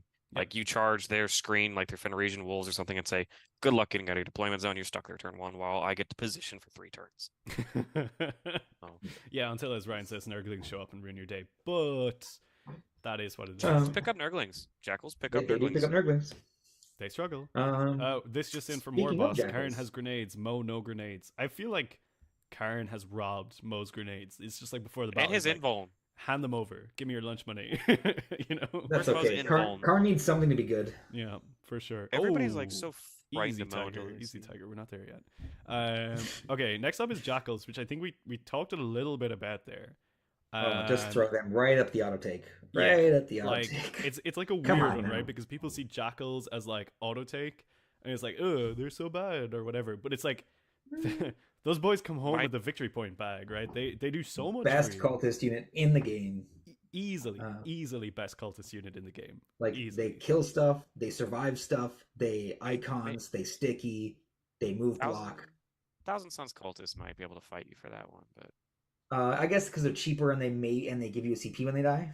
and they scout too, like Yeah. their scouting screen. So like Yeah. Yeah. the classic example of my dad beats your dad in a fight, like my trash beats your trash again. Like jackals trade up really well into other trash, and even like 5-man intercessor squads, jackals will just body and run it straight over. This is like the Not even moment where I care. say, like, earlier when I thought we might summon Jamie, this is like where we might summon Jack, because he has had like such bad luck with his jackals like trading up into like literally anything, and he always comes away from a tournament game being like, you told me my jackals would kill this thing and they didn't, and I'm just like, it's a skill issue, roll better. It's like, they're swingy as they're swingy, like they're singing they're but they swingy. have the At capacity to Adepticon, I had swing. them. Okay, At Adepticon, I had them do 8 damage to a Mauler Fiend. yeah. That's and- not math, Brian. That's not math, but it happened. I have had my jackals finish off both Bjorn and War Dogs, and I'm just like, I know that that's not right, but it feels good. Yeah. So yeah, jackals S, not for their damage output, we're joking about that, but like they can pick up other trash, but like all the other things that they do, and then exponentially better when supported with avocado. Like Have you just seen crazy. these guys They go off. with the Demon Prince? Running 20 of them Yeah, there you go. That is footprint. like such a drug. It's so fun. Just scout them up, run the Demon Prince in behind them, rotate the Jackal shields. You got them on a 4-up, 5-up, and you clog up the entire deployment zone. Say you don't get to Rotate play Jackal the game shields. until turn 3. Have a good time. So- it's like it's so fun. See, Just, I just so wanna. everyone's clear, we're not cheating. The only he gives them a 5-up invul now that's been nerfed, but rotating the jackal shields is the 1 CP to give the jackals cover, which gives them a 6-up invul. And now that they have an invul, it unlocks the ability for the prince to give them a 4-up invul. That So list you were looking at that I sent you, Dara, if we get a 70-point cut, I'm promoting my Jackal squad to a 20 man I just for you. feel like a lot of I'll people run are 30 in that boat, Jackals. right? Where they're like, just give me I just the want opportunity. to build them. Yeah. I just want to Now, build 10 every time I more. moved those guys in Manchester, I was just like, I would like straighten up, be like, oh, my spine. Like, that part ain't fun. But like, I just think, like, there's almost no world leader lists out there, be it run, None. non-gron, demon engine None. spam, whatever you want to run that is not running jackals. You can get away without running berserkers. You can get away without running some of the other nice tech pieces, but you're always going to run jackals. Like you always are. The premium scoring unit, sticky, feel no pain, have the capacity to swing up in damage. You know, you can mess around with a whole load of... They actually have like such a toolbox of strategy within them. Like in some of the new UKTC missions, there are maps that you can scout the jackals and they will hit that objective with that scout move, which means you've got multiple objectives stickied in turn one, which is wildly strong. Because then you don't even have to put the spawn out to tempt someone in. You have to say, you have to walk on this objective or I'm just going to continue scoring it, which is amazing. So like, for me, they're S tier and they're higher S tier than regular 8-band. Yep, that's any search and destroy mission they can sticky the middle with a scout move. Mm-hmm. Or the hidden supplies. Yeah, you got search and destroy hidden supplies. They can hit. Yeah, search and destroy hidden supplies. Yeah. That's so nice when you can start the game off with 2 sticky objectives. It's crazy good. Delicious. Yeah. Oh, here comes some division, boys. Here comes some division. Khorne. I don't know if it's going to be as divisive as division. Like, I don't run Khorne currently, but if I had 200 more points, I would. I think he's incredibly strong. I don't think he beats Mo in that foot race in the current context of the meta. We're in a melee meta. Fights first is invaluable. Fight on death, not so much. It's like fight first kind of gives you a 2-for-1. Fight on death also gives you a 2-for-1, but in one of the scenarios, your model is still standing and the other one's dead. Like, I would feel comfortable putting Khorne somewhere in mid A. I think he's strong. He has a hell of a lot of attacks. Say A, but below berserkers. You'll never see a list with Khorne and no berserkers. You see many lists with berserkers and no Khorne. That's a very good point. Yep. Like, you'll never see a list with Khorne and no berserkers. It's just not happening. They do things that he doesn't. Everything he does is replaceable by any other unit in our book except for auto fight on death. And his fight on death isn't even impressive into anything other than marine body or like elite infantry bodies. Like, it's 8 attacks with no rerolls, strength 6. Like, I get that it's high damage, but like against a rhino, he's maybe taking it down half. Like, he's so like anything else that's good, like a strong character or a Primarch or anything like that, it's not a 2-for-1. It's just like I took some wounds off you. I don't value the fight on death as much as other people do. And everything else he does is replaceable by all the S tier units. Reroll hits, reroll wounds, 3 damage, all that stuff is up there already. We don't need him. I don't think that he's bad. Yeah. I don't think that he's bad. I'm not saying that he's bad. I just think that he's a strong choice that's useful, but definitely nowhere above Spawn, Exalted, Berserkers, or any of this stuff in S. And like I was saying, like if we had 200 more points, he'd be one of the first things I threw back in. He's good enough. He just barely misses the cut because we are such a small army for like a unit count that we can't play around with things that are just overlapping in roles. And he does overlap, as Ryan mentioned. Angron and 8-bound, if you position right, just kind of invalidate his ability. Oh yeah, for sure. I think like the only thing that it's like Khorne's like cute one trick is in the Necron match. He's like particularly good with the boys at like smacking that Catan down. Which is like you said, there's other things that can do it. He does it pretty well compared to other things, but it's kind of like, what about every other match where it's like you just have those other units that kind of fulfill his role, but oftentimes better. So I think the way you said it, Ryan, where it's like you'll often see lists with Berserkers and not Khorne, but you'll never see Khorne without Berserkers is like the way. I've had like good success with him. I've still been running him. I think it's like nice that Khorne is like the best he's been in multiple editions, Hmm. but he is like fighting for a if you think of it as like a food pyramid, right? The people living on the same level of the food pyramid as Khorne, there's like a lot of people there, right? You know, he's Yeah. like trying to outcompete Mo 8 bounds, Exalted 8 bound, like even Invo. It's a lot of things that Yeah. he's got to bring to the table, and his ability is nice, but is it as nice as like Invo and Khorne or and Mo? Probably not. Yeah. The other thing is like and maybe we're but I don't want to drag this discussion out too long, but like even like if we got 200 points tomorrow, I don't think he's coming back in for me. Like, do I want a walking prince more? That's or do I want a mauler fiend and to get an extra 45 points? Do I want, more shooting? Do I want like there's so many other things that I can add into my list as a toolbox where like another unit of berserkers that require strats most of the time to hit anything hard enough. I mean, strength 6 as a baseline is a real detractor for me. That's a real negative. I Where I'm think just that's like, fair. that's Yeah. It's that's really not odd great. that Mo swings a little bit stronger than Karn does. Yeah, but like that's always a pain point, right? Like the man is running around with Angron's axe, and he's just like, I don't know how to use this thing properly. But I think Yep. we've kind of beaten Karen to death on that one, Yep. and I think we're all happy with like a bit of a mid lower A tier. I think that's like very fair for where he is right now. Yeah. Yep. Especially in the context of like the units that are ahead of him, which are all very very strong picks. Yeah. Like, is Karen better in a tier list than any of those units ahead of him? I would say no. So I think that's pretty comfortable spot. Feel free to disagree with us in the chat though. How many points is Carnade wants to know? Is he still 100. 100. Yeah. Yeah, he's still 100. So he's like Yeah. sort of cheapish. What else It's is like going 20 on in points chat? more, you get Hellbricked. Don't say that, please.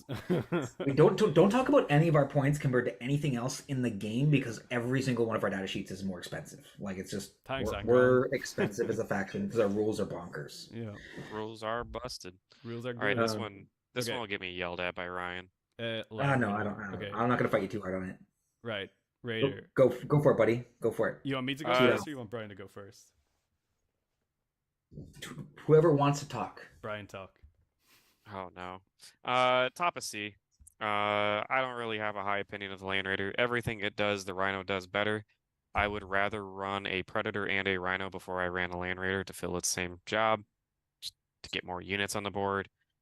Its durability is nice. Its OC is nice. It taking 8 inches of movement to turn 90 degrees is awful. Yeah, that's it. And you got to be really like, I like, chat, I'm looking at you guys, like, really keep yourself and your opponents honest when they're moving their Land Raiders. Trust me, it's as bad. It is actually as bad as it feels to move a Land Raider around a corner. Like, you pay for that pivot, and you should feel bad that you're doing it. Yeah. Oh my It's It's God. bad and you feel bad. It doesn't, Ryan, as like, he's watching the Space Marine player move his Redeemer. yeah, I'm like, no, you put that back, and you redo it, and yeah, we do need it again. You do it right. Do it again. And You sound like my I- dad. you're faster coming out of a Rhino. I just think the assault ramp rule is Yes. like super cool. Just doesn't work in our faction when most of our troops run faster than the tank, even when you factor in the assault ramp. Yeah, Like- honestly, if we didn't have advance in charge, Oh yeah, it'd be baller. maybe right? it could be way higher. Yeah. Like that, it could be a tech piece to be able to get places quicker and charge.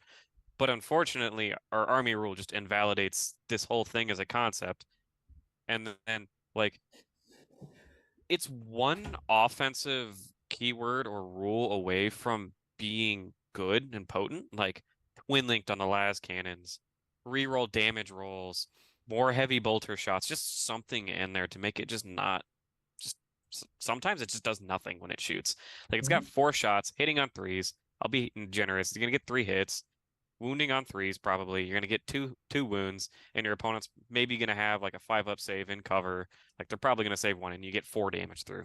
Yeah. With like a 240 point model, it's not worth it. It ain't good.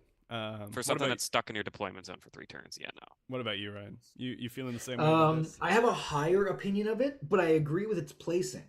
I dropped it from my list for a reason because my group went from playing. We started 10th, and we were trying to figure out what terrain we wanted to run. We started running GW, which I do think is better overall for the game. I think that it allows you to play more fun models for exactly this reason. The Land Raider has so much more viability on GW terrain and GW layouts.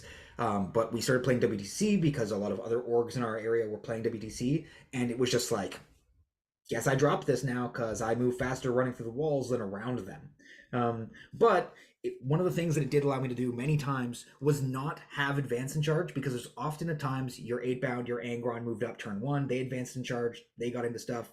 Turn 2, the only thing you needed to advance in charge was your Berserks out of the Rhino / Land Raider in this case. And you were like, but I wish I could have this other blessing instead. Or I could just move my Land Raider, get out 3, and then charge, and you're getting 12 inches of movement instead of 6, or 9, or whatever the heck it is. So like, it did allow me to move a little farther for all the other things that he said it did. A little bit of shooting. It had cleared like 10 cultists many times. You just, even the last cannon shooting cultists, it's always funny. But like, you clear a screen and then you do the thing, but like 240 points, it's a luxury we can't afford. Like, it's tough. I would say it's better than the Hellbrute, but it's still 100% a C tier unit. I think that it does a lot of things well, but once again, it's just one of those things where we just like, we want all to do all of those things, or we would love to have them, not at the points cost and not at everything else it sacrifices. And you sacrifice way too much to have that in your list. And the only thing it really does is transport Berserkers. And I think this is probably a topic for a different video, but I think we're probably going to see, once we get our codex, their detachments are going to split, and I think we're going to have an advance in charge detachment. And I think the rest won't really do that. So you could actually see the Land Raider maybe have a resurgence in the future when that is like a gap that it's filling. So I could see it come back, but the issue is we just have an army rule that part of our army rule invalidates it. Yeah. So yeah, for sure. Yep, I would say top of C. I mean, I'm fully in agreement. What's going on in chat? Don wants to know why we are ever turning. I guess sometimes we can't all be Brian is a KG player. We can't Brian likes to play KG, and he does positioning and weird things. I just run at you like a moron and hope. To be fair, as Disflux points out, the Land Raider drift. Can you imagine how many custodes you could tie up with that thing? Like, I have a story where I 100% did tie up. 100% did tie up back when Custodes bricks were bigger. 6 custodian guards re-rolling their wounds on an objective, stuck in a Land Raider for 2 turns after I -1 damaged it. They just couldn't get through it. Oh. Yes, yeah, so you had to pay 2 CP and charge a 250 point model to make them do nothing. But I also held up 33% of their army for 2 turns while I dealt with the rest of it, and then could come back and clap them. It was pretty useful, like 2 CP well spent. So like 100%, it's durable, but it's not what it needs to be. Yeah, I'm not really sure what it needs to be. I think like, as Aiden says in chat, if it was a Redeemer, that's probably what it needs to be for our army. That would be so good. Like, so Kill, so maim, good. what? Yeah. Kill, maim, what? Like, I can't hear you. Burn? No. Kill, maim, run. Kill, maim, run. Run. Yeah. For sure. Yeah, I like that. Kill, maim, run. We got over 90 people in chat right now, which is pretty hype. Thank you so much for joining us, everyone. Do all the usual stuff, like the stream if you're enjoying it. Pop us a super chat if you want. But yeah, let's move on to the lower end of this tier list. We got Mr. Jugger Lord, the Juggy lad. Favored. We're just gonna call him favorite of Khorne, Juggernaut Lord. Yeah. Are we like talking about this guy in the context of he will always have favored?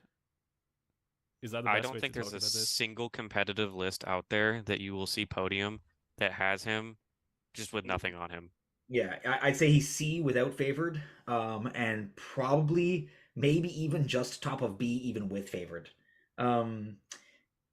As like the guy who ran him originally, with just as like the favored caddy, there's a ton of things he does that's real nice. Moves fast, hits reasonably hard, reasonably reliably. Like, he does what spawn, he's basically super spawn. He basically just does what they do, but a lot better, but for the cost of 2 units. But you also get that reliability with the favored. With my list and the way I like to play, I'm very aggressive, and so like that advance in charge is really important to me. KGer players, you don't need it. KGer lists, you don't need it. I think that with favored, he's B. Without it, he's like near the Hellbrute. Like, Like, He's just drawing not. dangerous He's just not cards doing from it. that man who doesn't know what he's doing on the table. I Which is kind I of true would of the have been Juggerlord too, right? well, the Juggerlord knows what he's doing. He's just bad at doing it. Yeah, he I just has think He's like, no I'm AP. gonna Like, charge he has you. no AP. He's like, I'm No gonna AP. charge you, and I'm AP1. Unbelievable. So it makes me so mad every time. Yeah. The opponent says AOC, and I just throw myself under the table and like Just having a cry. temper tantrum under the table, like no. But hey, you did one mortal wound when you charged. You did one mortal wound. Be Money. happy. 70. I mathed it out. I spent more time than I should have mathing this out, and it is 75% of the time he does one mortal wound or less. Jesus. Hey, What? It's so great. Hey, I got 6 mortal wounds once. That means he's good. I did Ryan, too. It was your so I was so anecdotes pleased. are like, you can't, like, both of your anecdotes are like trash because it's just like weird shit that happened to you that one time. Okay, we Yeah. can't use them as a basis for the team. I honestly don't even know if he's above the Mauler Fiend. Like, Michigan he's in my GT. competitive list, and I don't even know if he's above the Mauler Fiend. Michigan GT last year, somebody slapped an Incarn in front of me. I went tank shock, juggernaut charge, grenades, killed it. Just with that. Done. Get ready. It was like 13 mortal wounds, and I was like, nice, god of death. Even the world leaders are confused as to why he died that time. But yeah, DJ saying he loses a lot by being mounted. I think that's fair. Mark also commenting on mounted keyword being bad. Like, mounted is just rough. I don't know if it's like the biggest like issue that he has. I just think he's like, apart from like holding on to favored, which I literally haven't used since I ran Angron in the LGT last year. Like, I don't know. I would actually probably put him behind the Wing Prince, to be honest. I mean, like, compare him to the other Chaos Lords and stuff out there too. Like, they all have 2 abilities. I'm really confused why he only has 1 ability. Like, as much as I want to chat forever does with he you not guys, just I have am the running out of time here slowly. Okay, sure. cool. How long do we should have have you the for, free CP ability. He should. Cool. Let's burn through it for as long as we have you, Ryan. Mo, and we're gonna have to talk about him with the glaive. S. Yeah. 100%. I don't think there's I don't like when we talk about Angron, we talk about the things that we don't have that are important, that we need, that makes all the sense in the current meta, that no one else does. Fight first and precision and re-rolling all your hits and wounds against characters with flat 3 damage. Okay. Thank you for all of that. I will put that in. I start my every list with Angron and Mo and 10 Berserkers and then Jackals. And I'm like, okay, what now? Like, he's so invaluable. I can't imagine running a list in the current melee meta without a Mo with Glaive. I can agree. Wouldn't make sense to me. Pre-data slate, I'd put him above Angron. That's like the only thing that could maybe compete with him. But post-data slate, he's still pretty good. Yep. He's still clapping stuff. I would put him above. I would put him just behind Angron. Like, he's that valuable to me personally that, like, he hits so goddamn hard. We're talking about Catan, avatars, does even through -1 damage. Like, he's taking out characters, Terminator blocks, like, stuff he hits dies. Even if he doesn't have to reroll wounds, you just give +1 to wound, get some dev wounds, get a bunch of 3 wounds on him, and then he's obviously backed up by 10 KBs. Wild. Like, it's the damage output is wild. And then Blood Search and Fight First combination is frankly silly. Like, it's very hard puzzle to solve if you don't have shooting that can kill 12 marine bodies kind of thing. Especially if you have Feel No Pain up, it's just obnoxious. Yep. I think that's pretty fair. Mark saying the nerf glaive saves him getting angry when he rolls the 1, so no change except less frustrating. I think that's we can all echo that. Yeah, actually. You know, nerf or buff. There you go. I still think he's overpriced, but I think he's like. I mean, everything is. Yeah, everything is overpriced. Look at all the other fights first enablers, and he's more expensive than them. First enablers. Okay.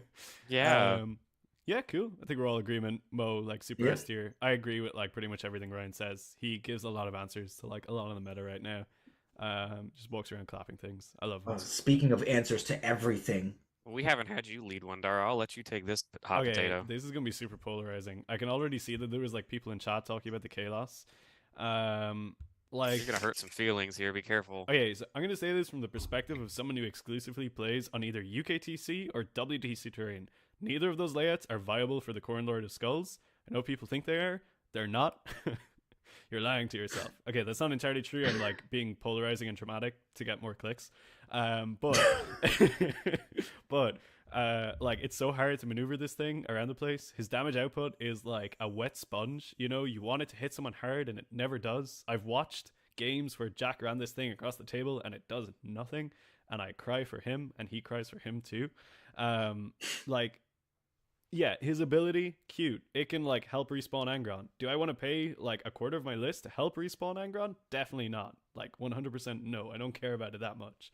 Um, did I say he was super difficult to move? Because he is. Like that's like his biggest pain point is getting Oh this guy. boy, around. you think turning the corner with the Land Raiders hard? Do you know how many inches it takes to turn this guy around a corner? More than he has on his data sheet. More than he probably has. Yeah. Don't worry, you can go over the terrain that's 2 inches tall if you can fully cross it. Yeah, which and he's Get over he's it. like long, right? He's got a dump truck ass. Oh, Like he He's takes like a while 10 to inches get over. long. I think he's 10 inches long? definitely he is his movement to be able to get over terrain. Like he Yeah. can get over terrain if you're touching the terrain. Also, like let's like focus in on the fact that his combat is trash as well. Like he has so few attacks. I think he has like what 6 or something. It's just like It's like 8 damage though. You're smacking yeah, something yeah, off sure. the It's like board. flat big damage, but like for the one that Mm. maybe gets through, And I don't know. Like I think I the see important no viable position for this guy in any of my lists. And I would put him in being bad, and you should definitely feel bad about using him. But I know that that's not the case in America. So why don't I Well- flip it over to you guys? Well, I think, and maybe this will get me yelled at, the Khorne Lord of Skulls is great for you to go into a tournament with the expectation to go 3-2-4-1 with. I think you will find yourself struggling against some of the upper armies because they have just so many clean answers to it. He will polarize your matches. You will just stat check someone with them and run them straight over, and he will look like the best thing on the planet. He's just a better knight, right? And he interacts with your army rules. Or in my situation, he gets killed by one D cannon and you cry. And Sounds you're like like, wow. trauma. Yeah, D3 shots, just Eldar re-rolling things, and they're like, oh, 665 for damage, and you're like, oh, my 450 point model's gone, and you did that Cute. from behind cover. Yeah. Nice. What was I gonna do? Like, be cagey with it? Be cagey with the Khorne Lord of Skulls? Like, what are you doing? I would put him at the bottom of B. I don't think it's bad, and you should feel bad. Like, I don't think you should feel bad for bringing a Khorne Lord of Skulls, but I don't think you should expect much by bringing him. Like, one wrong Necron list, and he doesn't exist anymore. Fair. I don't, well, like I said, I'm running very short on time here, so I don't want to go too down the rabbit hole. I will say there's like, what, 5 undefeated War Leaders lists? At least 2 of them ran the Lord of Skulls, regardless of who the pilot was. I agree in that it's probably in the B tier, but it changes drastically if we're talking about, depending on which train layout we're talking about. I think that you're 100% right in that it can be matchup deficient. Like I said, I'm comfortable in B tier, and it doesn't frankly matter where. But I do think that we have to asterisk this with like results have to matter at some point, and the Khorne Lord of Skulls lists have put up results. Yeah, I think that's entirely fair. on the right terrain layouts. Yeah. Which were both in the United States Yeah. on GW layout, I think. Yeah, GW terrain is much more accommodating. But yeah, in the interest of time, I think it's fair to put him there for now. Chat, you can shout at us if you disagree. I'm like totally cool with that. I know I'm like very polarizing on the Lord of Skulls. Part of it is my deep-rooted hatred for the model, but whatever. Rhino, top of A, bottom of S. It's just like there all the time. It's it's the Wonder Boss. I would do the exact same argument that I did for Khorne, and that you will never see a Rhino without Berserkers. You will see Berserkers with Rhino. Okay. Cool. Like so they're, I would say that they're right there. I did say they're, you could probably say that they're maybe above Berserkers or between Berserkers and Khorne, but I would don't go think Berserkers and Khorne, because if you're gonna run Berserkers with Mo, yeah, Berserkers with 100%. Mo before Berserkers with Khorne. Sure. Yep, Is how I would do 100%. that. Yep, There's I'm like happy with nice that. I don't think we little need to aspect talk of too the much tier about it. list, which is just like that one like points group of Khorne, Rhino, Berserkers all clustered together. Yep. Yep. I think Nice. that's where it goes. Like, I don't think we need to talk about the Rhino. Everyone knows what Yeah, a everyone Rhino knows does. it. It's just Yeah. like, it's just such a great unit for its points cost. Tom and Weston what saying it does Rhino for better us. than Angron. I've always got time for a good Rhino, but yeah, I think where it is right Oh, there is like, yeah, cool. here we Okay, go, Jason. all Here we right, go. Jason. Hopefully you're Should we still end the here. stream before we talk about it? Oh, wouldn't that Just be cut the so stream off here. funny? Just not talking about them. Um, I'll start. I'll hate mail directed to Brian's house. I'll say C tier, baby. Like they're not good in terms of a competitive viability at 190 points. yeah, I think so. Yes, 190 points. 190 or 180 or something like that. I think It's 190 because 190. it's 390 for 10. Mm. Or sorry, it's 185 or I don't know. Yeah, 185, Whatever I math guess, is. It's like 380. Sorry, it's 380 for 10, so it's 190. I was right the first time. I just confused myself. I just don't like their shooting is very weak. It's chip damage at best, regardless of what loadout you have them on, unless you're shooting away jackals or cultists. And even then, you'll probably And only kill like half the squad, right? Oh, by the way, Mark, these are exalted. These are not exalted. These are Terminators that we're talking about. Just weirdly, whoever and made then, the World Leaders tier list like robbed my Terminator models as the image, but whatever. But yeah, like their shooting just doesn't really like do anything. Like it's cute, right? Like a lot of other things, it's just cute. yeah, I I don't think think that it's the dev wounds, it's like things that you're going to be wanting to throw the Terminators into. They're going to want to be brawling with other elite infantry. yeah. That's like their home, and the dev wound combi weapons is really nice into that. Being able to pick off one Terminator or one Custodian before you actually have to fight. We have a guest star to help me rap. Tiny Oh, world no. leader in training. Cute.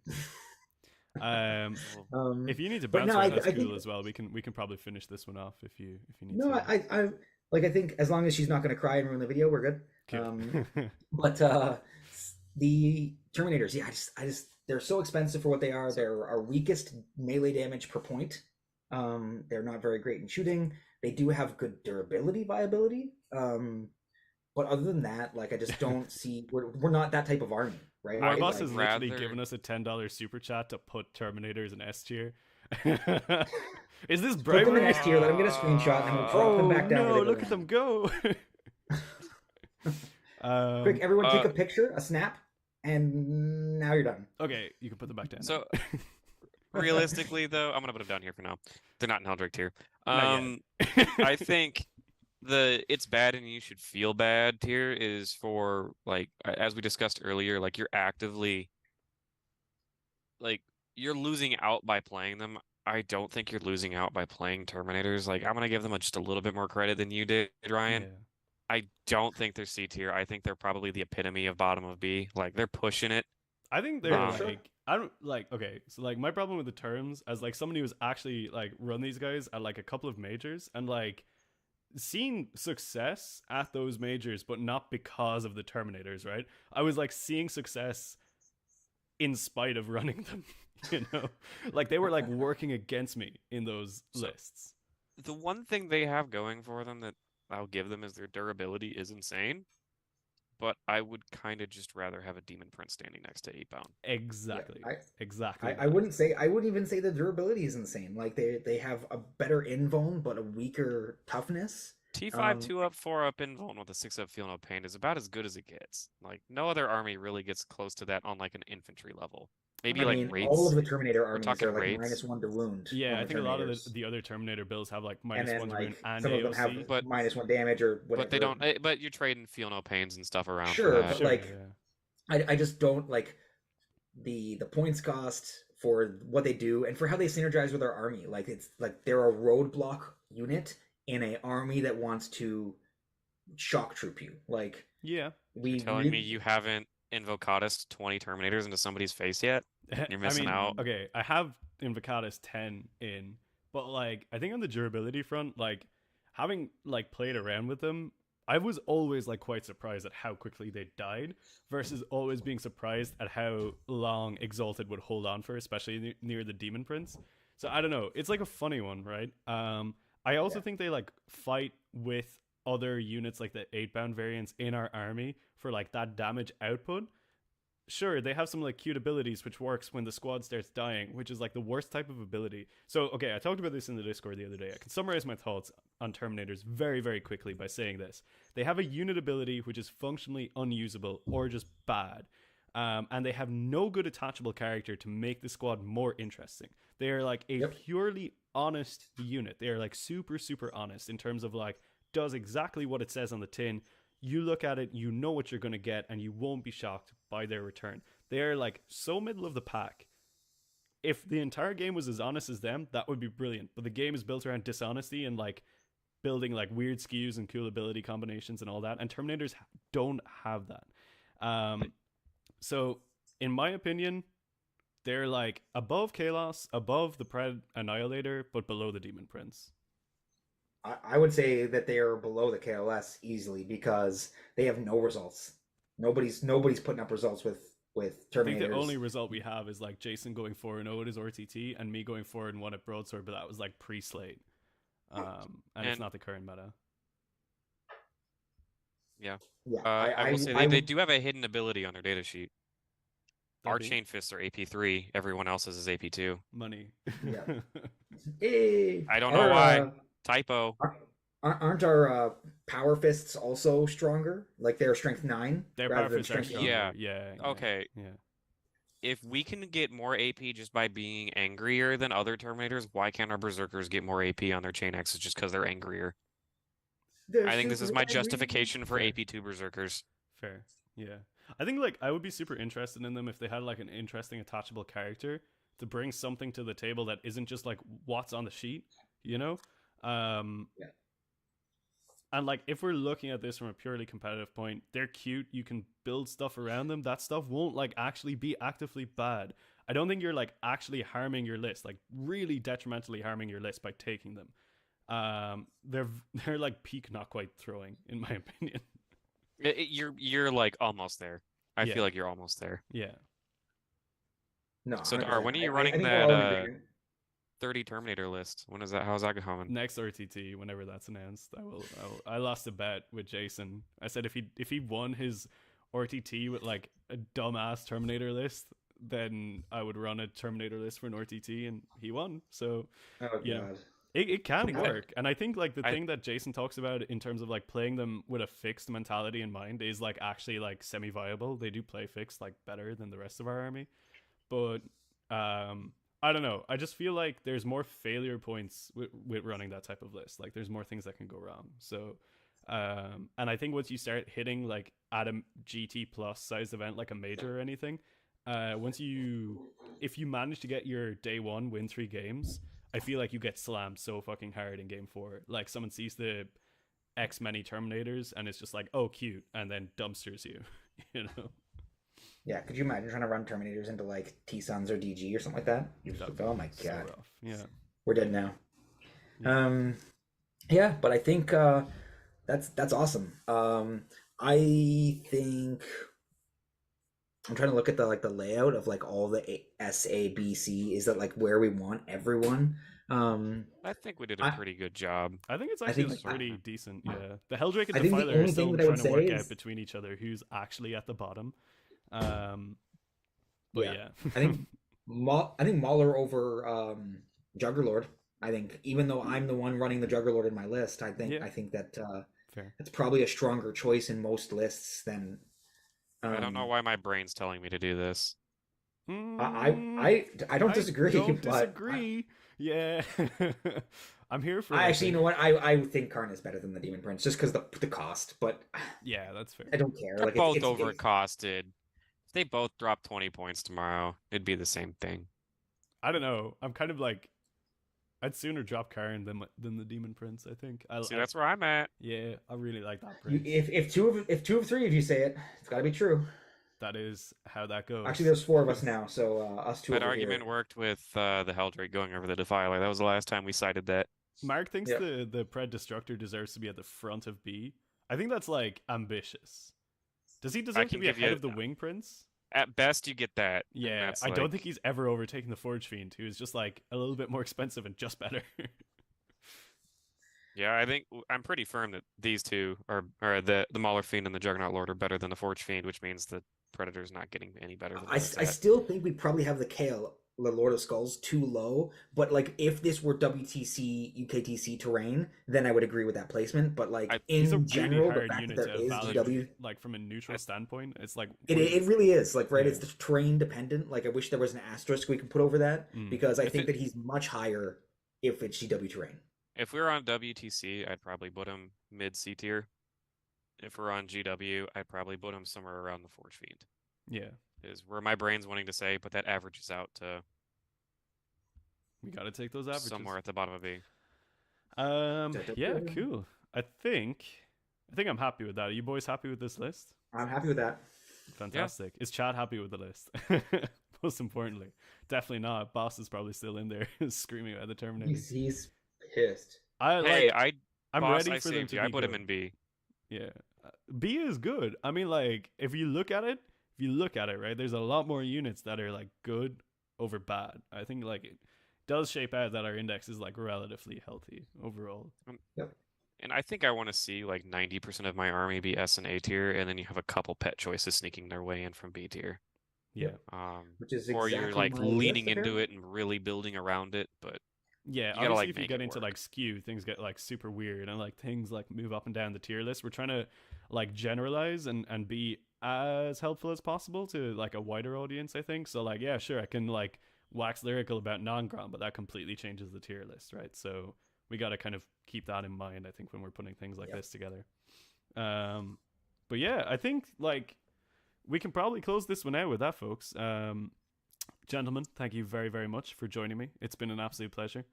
Yep. It's fun.